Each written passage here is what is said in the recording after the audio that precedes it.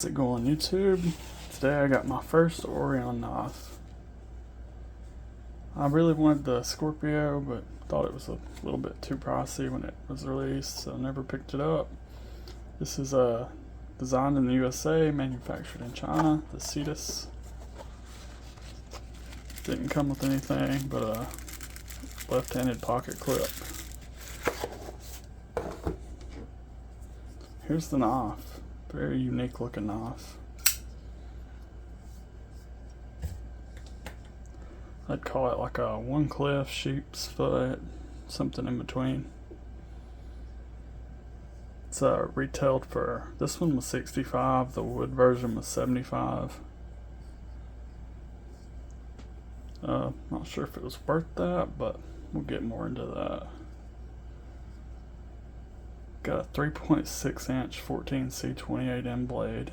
It's got a hollow grind and a nice looking stonewash finish.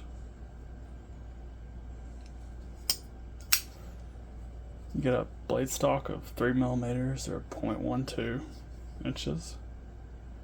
Got an overall length of 8 inches. Let's do the size comparisons. Spyderco PM2.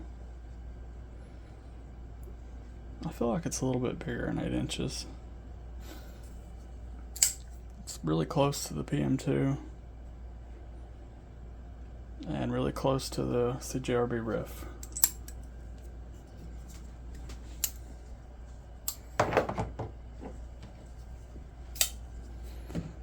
Vosti Thunderbird. About the same length. Petrified Fish Scholar is just a little bit bigger.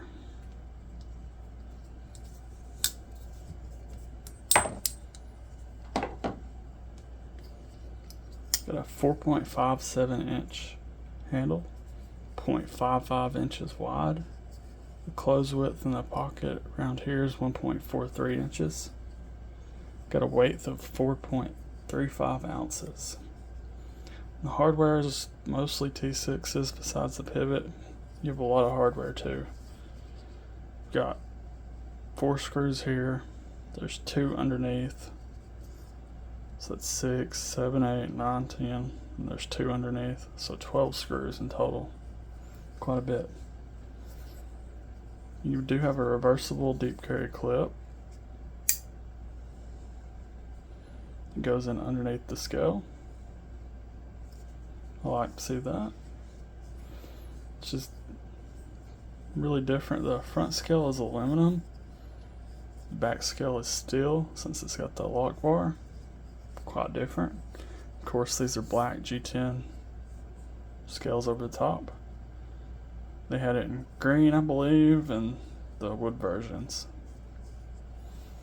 So I think maybe four different versions.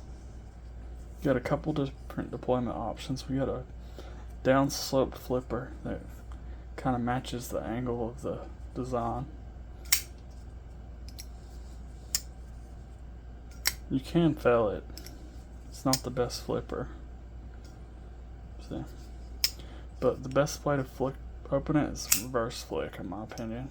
But you can thumb flick it. And you can even do it off the fuller. I like the fuller. Looks good on this knife. You have a back spacer. It says Orion Knives. It's kind of a brass color. I'm not sure if it's brass or aluminum, but I don't think it's steel. I attempted to take it apart. I got the black scale off and the screws underneath were starting to strip, so I went ahead and stopped before I messed it up.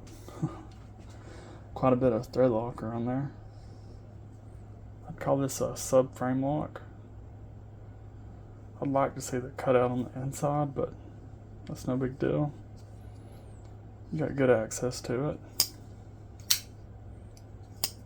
Very easy to close.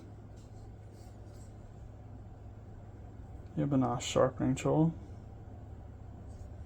This is their logo. 14C28N. The ergo's pretty good. Pretty comfortable in hand. It's a little bit thin, but the way it's shaped like this, I think helps that. Jimping on the spine's pretty good. Let's go over my dislikes. I have a few. For one, this thing was not sharpened very well.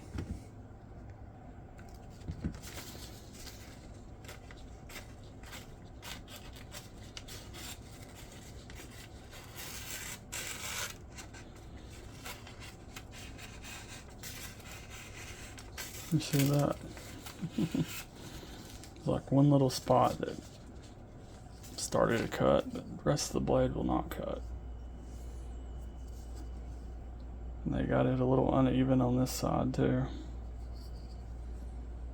The whole point of buying a knife is to cut, so if you can't cut with a knife, then yeah, okay. Another thing, this is a hollow grind, but it's not the thinnest behind the edge as you'd expect.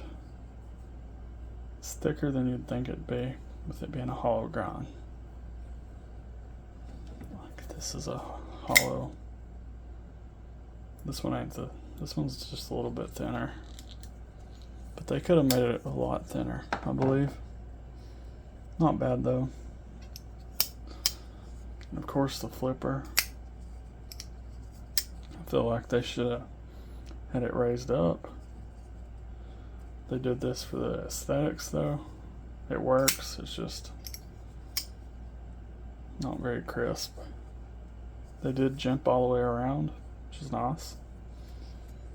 And my biggest complaint is probably the OEM. This was made by Dav Gear, which I'd never heard of, and I did some research, and they produce a lot of cheap knives, no name knives, 3CR13 steel.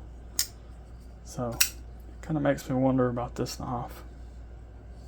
Do I believe the steel's right? Yeah, but this price, $65 to $75, would normally not bother me too much, but you have such a cheaper OEM, makes me wonder how cheap could it have been. Yeah, I'm not so sure about the hardware either. It seemed like it was stripping rather easily, so might want to be careful if you take this apart. Yeah, haven't sharpened it yet, so don't know how the steel's gonna hold up. Hopefully it's alright. Not sure why they went away from QSP. The first couple of knives were by them. They were a little bit expensive though, but $20 more than this. I don't know. I like the knife. Does it have its flaws? Yes. Is it worth the money? Only time will tell. So yeah, if you got this knife, let me know what you think. I will link it down below if you want to pick one up. Subscribe if you haven't already. Follow me on Instagram. It's all down below. And give me a like and a comment too. See you in the next one.